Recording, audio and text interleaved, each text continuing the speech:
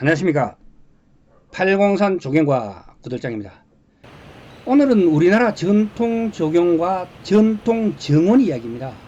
조선시대 대표적인 정원수 26가지 정원수와 조경수 이 심는 원리, 어디에 어떻게 배치하는 거, 이런 걸 정리해 보겠습니다. 산림경제의 복고론에서 주택의 왼편에 흐르는 물과 오른편의 도로, 집 앞의 연못과 집 뒤에 언덕이 없으면 나무를 심어서 이것을 대신할 수 있다라고 했습니다. 자연지형이 집토로서 부족한 것은 나무를 심어가 보완하겠다는 것입니다. 한국의 조경은 자연미를 기본으로 하고 있습니다. 우리나라 전통 조경의 사상은 인공적인 것은 악, 그러니까 나쁜 것이고요. 자연은 순, 그래서 좋은 것이라는 사상이 저변에 깔려있다는 것입니다. 그래서 정연을 자연에 동화시키고 자연은 조경의 기본으로 존중되어 조경의 원리가 되었을 것이라고 생각합니다. 자연이란 물이 흐르다가 고이고 또 그 물이 흘러 넘쳐나는 것을 말하므로 우리 선조들은 지대가 낮거나 지하수위가 고이는 곳에 연못을 만들고 그 주변에 돌을 쌓아가지고 물과 산의 조화를 적절히 이용하여 주택 정원의 기본 틀을 만들었습니다. 유럽에서 유행하는 분수는 자연 중력을 거슬리게 공중으로 물을 쏘아 올리는 행위가 있으므로 하늘을 거역한다고 믿어가지고 만들지 않았으며 나무나 소화류 같은 요즘 다 하는 전지도 하지 않고 그냥 자연적으로 경쟁하며 우생기가 잘 살고 그리고 우생종이 자리 잡는 이런 자연 현상 그대로를 감상하기를 즐겼습니다.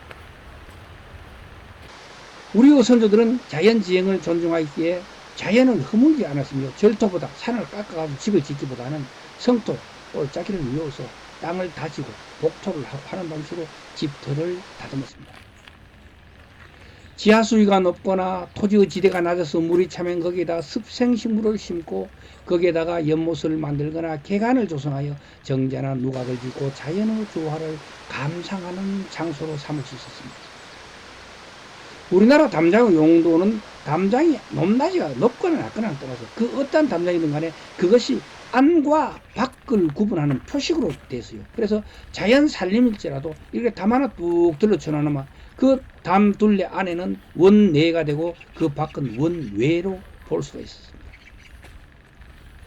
조선시대 선비들이 가장 좋아하는 조경 재료로는 그러니까 나무죠.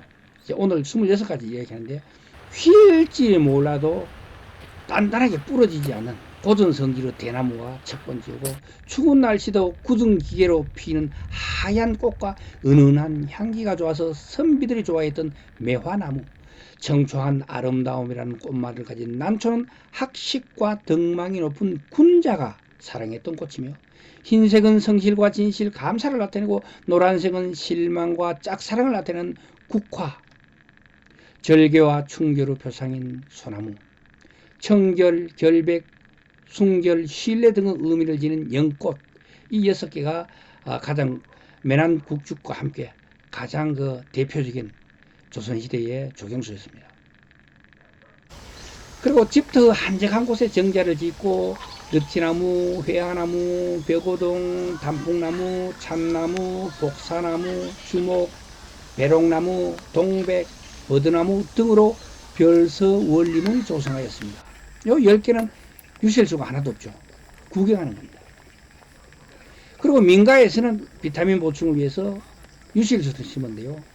감나무, 밤나무, 대추나무, 배나무, 앵두나무, 살구나무, 산수유나무, 호두나무, 포도나무, 모가 등을 심었고 똑바로 자란 나무보다는 울툭불툭 굴곡되어 한이 마치 서린 듯이 보이는 이런 나무를 좋아했으며 직선 형태가 아닌 자연스러운 부등병 삼각 형식재를 선호하였던 것입니다. 지당이라는 자연수담을 두었는데 대담, 석담, 방지, 곡지 등 다양한 형태로 만들어졌으며 괴석을 모아두거나 흩어놓기도 하고 돌을 이렇게 한 곳에 모아놓거나 또는 돌을 첩첩이 쌓아가지고 석가산을 만들어 놓기도 했습니다. 어떻게 돌을 갖다가 놓든지 간에 모두 돌뿌리가 짐에게 깊숙이 받치도록 이렇게 만드는 특징이 있었습니다. 현재 조경에서는 그냥 조형석 이렇게 해가지고 이렇게 군데 잔디밭에 이렇게 놔놓잖아요. 저희들이 미군 부대에 그렇게 놔놨는데, 우리나라 전통 조경에서는 돌이 이만하면 최소한 절반 정도 묻었고요. 많이 묻으면 90% 묻고 위에 나온 건 10%밖에 안 됐어요. 그 나온 10%를 감상하는 것을 갖다 우리 선조들은 좋아했던 것입니다.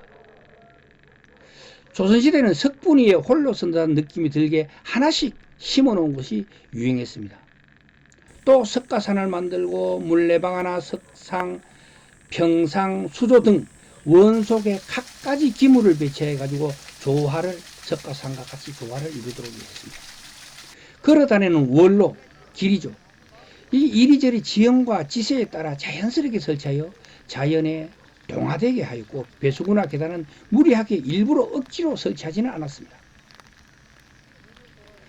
조상의 시신을 모시는 묘의 정원을 보면 봉분이 가운데 있고 그 주위에 상석이 있고 망주석, 묘비가 있으며 그 주변에 잔디를 깔고 울타리는 소만나무를 배치해 가지고 잔잔하고 경건한 분위기를 자아내게 하고 있습니다.